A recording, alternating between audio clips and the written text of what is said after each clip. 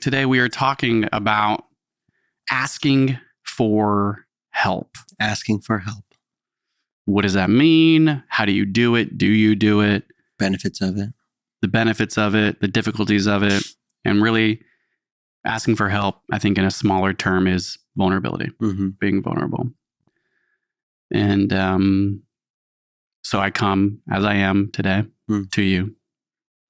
And you want to start it off? What's it mean to you? What's it mean to like ask for help? I mean, it's either as simple as asking for help or being vulnerably honest. I think honesty can also be asking for help. And I think the key term there is vulnerability. I think vulnerability is a superpower. And anytime I've ever been vulnerable, you can feel the power of vulnerability, of letting go of your ego and being vulnerable.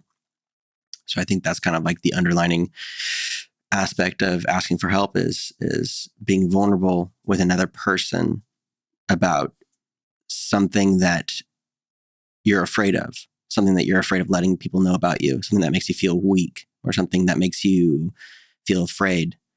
And you're just asking for either guidance or help, or if it's something as specific as like, I need help with this thing. Can you help me do it? Or can you help me motivate myself to do it? Or help me in some way. That's a very specific, but even just being vulnerable with your partner on letting them know what you need in a relationship or something, like do this for me when I'm reacting this way, is a very vulnerable way of asking for help. It comes up in my relationship all the time. I like what you said in the beginning of that. You said asking for help is like a process of like, to get there, you have to really let go of your ego.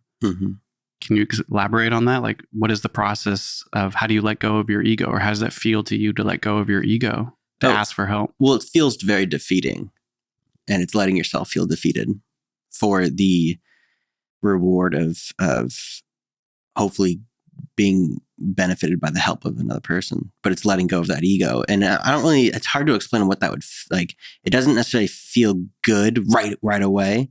It feels vulnerable, and it feels like you could be attacked, or what if they don't agree with me? What if I am being weak?